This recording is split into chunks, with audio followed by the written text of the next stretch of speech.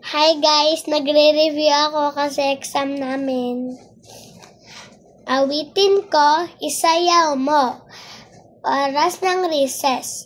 Nagkakatuwaan ang magkakaklaseng Malu, Vien, Calvin at Paulo. Basahin natin ang kanilang kwentuhan. Paulo, may bago akong alam na awit. Gusto ba ninyong marinig? Vien at Calvin, sige, galingan mo ha. Paulo, oo, pagkinggan ninyo. Malu, mahusay ka nga palang sumayaw. Maaari ka bang sumayaw habang umaawit ako? Malu, sige, simulan mo na.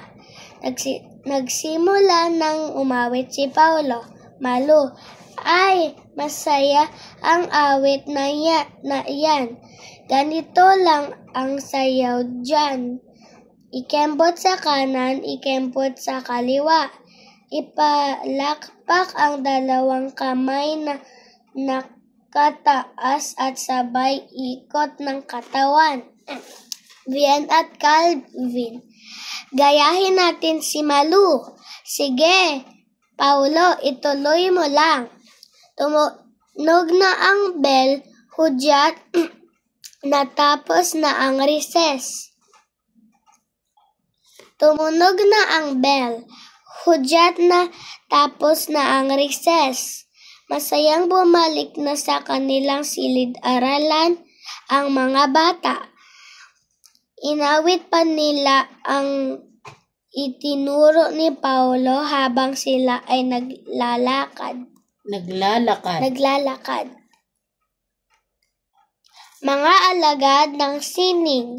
Isang umaga, ang buong klase ni Binibining Camus ay nagtungo sa silid aklatan. Nagpangkat sila.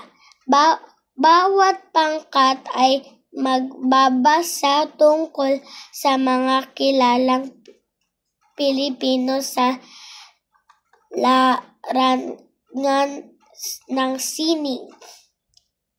Pinag-usapan nila ang kanilang nabasa. Narito ang kanilang pag-usap. Guro, nasiyahan ba kayo sa mga nabasa ninyo, mga bata? Tungkol kanino ang iyong nabasa, Grace? Grace, nabasa ko po ang tungkol kay Dr. Jose Rizal.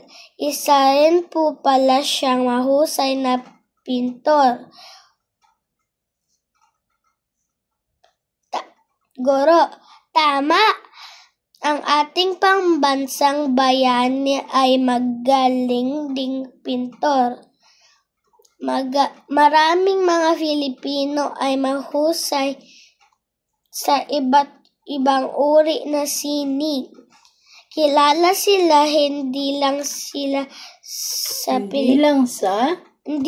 sa Pilipinas, kilala rin sila sa ibang bansa. Iba't iba ang kanilang mga kakayahan. Pagguhit, pagpinta, paglilok, at iba pa. Thank you for watching, guys!